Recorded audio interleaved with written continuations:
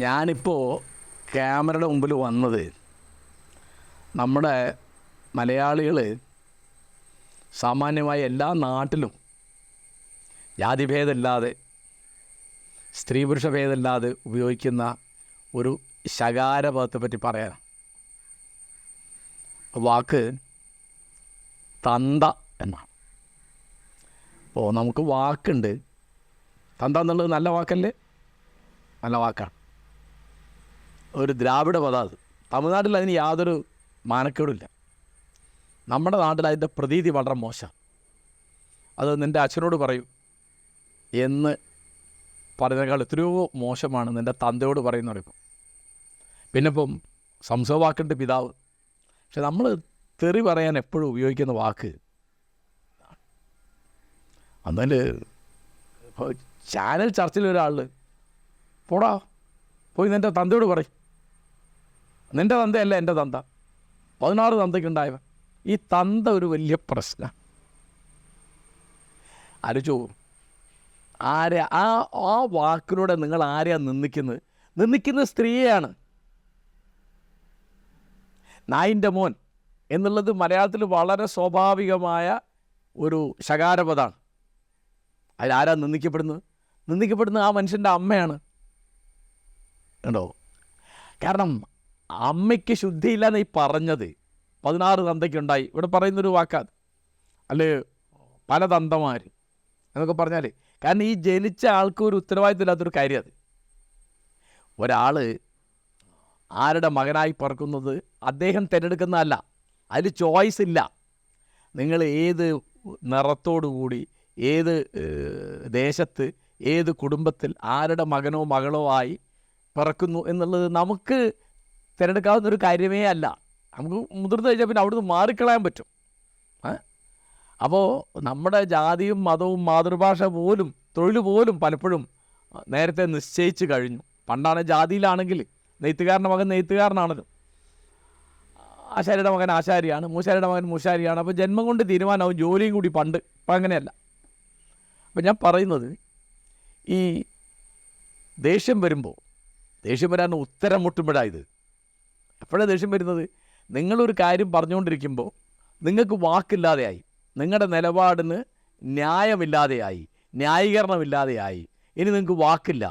അപ്പോൾ എന്ത് വരും? മറ്റൊരാളുടെ ദേഷ്യം വരും. ആ ദേഷ്യം കാണിക്കാൻ വേണ്ടിയാണ് നമ്മൾ ഈ വാക്ക് ഉപയോഗിക്കുന്നത്.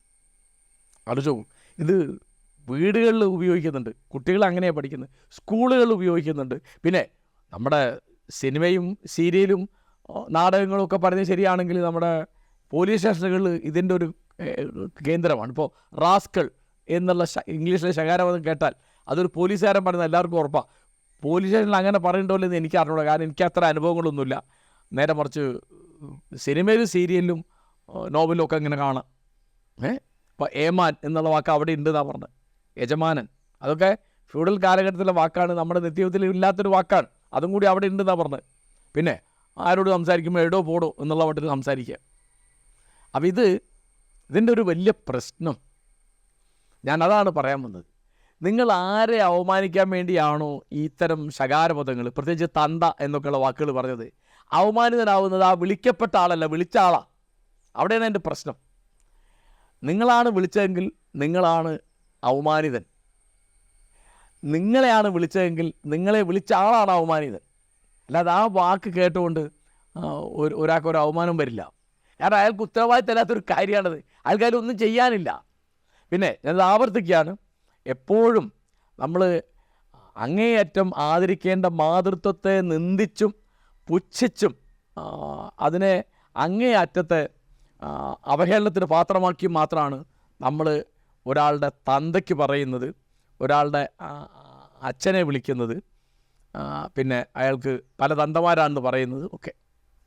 അപ്പോൾ അതിനെപ്പറ്റി നമുക്ക് ഒരു കാവൽ വേണ്ടതാണ്. ചാനൽ ചർച്ചയിലോ അപ്പോൾ സാധാരണ തെണ്ടി എന്നൊക്കെയുള്ളത് നമ്മൾ അങ്ങ് ഉപയോഗിക്കുകയാണ്. ആലോചിച്ചു. അപ്പോൾ അതിൽ ഞാൻ ശകാരവാദങ്ങളെ പറ്റി ഇത്ര പറഞ്ഞാലും തീരില്ല, കാരണം നമ്മുടെ ഫേസ്ബുക്കിലും വാട്സപ്പിലും ഒക്കെ അങ്ങനെയാണല്ലോ. അപ്പോൾ അതിൽ ഞാൻ എനിക്കുണ്ടായ ഒരു അനുഭവം കൂടി പറയാം. ഫേസ്ബുക്കിൽ എൻ്റെ ഒരു പോസ്റ്റ് താഴെ ഒരാൾ ഒരു കമൻ്റ് ഇട്ടതാണ്, എന്താ പോടാ നായിൻ്റെ മോനെ. അപ്പോൾ എനിക്ക് നല്ല തമാശ തോന്നിയിട്ട് ഞാൻ താങ്ക് യു എന്നടിച്ചു. അയാൾ ആർക്കാണ് എൻ്റെ താങ്ക് യു വേണ്ടത്? ഞാൻ വീണ്ടും താങ്ക് യു എന്നടിച്ചു. പോടാ നായേ, ഞാൻ വീണ്ടും താങ്ക് യു എന്നടിച്ചു. കൊണ്ടുപോയി ചൊടാതെ എൻ്റെ താങ്ക് യു, ഞാൻ വീണ്ടും താങ്ക് യു എന്നടിച്ചു. അപ്പം ഞാനിങ്ങനെ ചിരിച്ച് ഇങ്ങനെ താങ്ക് യു അടിച്ചുകൊണ്ടിരിക്കുക. അയാൾ ദുബായിലോ ന്യൂയോർക്കിലോ ഡൽഹിയിലോ തിരുവനന്തപുരത്തോ കൊണ്ടോട്ടിയിലോ മലപ്പുറത്തോ വയനാട്ടിലോ ഇരുന്നിങ്ങനെ ദേഷ്യം പിടിച്ച് ആടിക്കളിക്കുക. എനിക്ക് നല്ല തമാശയായി. അവസാനം മടുത്തിട്ട് അയാൾ പോയി. ഇത്രയേ ഉള്ളത്. അപ്പോൾ ഇതിനൊക്കെ നമ്മൾ പ്രകോപിതരാവാൻ നിന്നാൽ അതെവിടെയും അവസാനിക്കില്ല. അപ്പോൾ അത് കേട്ട് പ്രകോപിതരാവാതിരിക്കുക എന്നുള്ളത് അത്ര എളുപ്പമുള്ള കാര്യമെന്ന് ഞാൻ വിചാരിക്കില്ല. പറയാതിരിക്കുക എന്നുള്ളൊരു താരതമ്യേന എളുപ്പമാണ്. കാരണം സുഹൃത്തിനോടോ സഹപ്രവർത്തകനോടോ പരിചയക്കാരനോടോ അപരിചിതനോടോ ഒക്കെ സംസാരിക്കുമ്പോൾ വാക്ക് മുട്ടിയാൽ, വാദം തോറ്റാൽ, കളി തോറ്റാൽ നമ്മൾ എടുക്കുന്ന അവസാനത്തെ ആയുധമാണ് ഈ തെറി. അതിലേറ്റവും വലിയ തെറിയായിട്ട് നമ്മൾ പറയുന്നത് തന്തയ്ക്ക് പറയാണ്. അതിനെപ്പറ്റി നമുക്കൊരു ബോധം വേണം എന്നാണ് എൻ്റെ ഒരു അപേക്ഷ.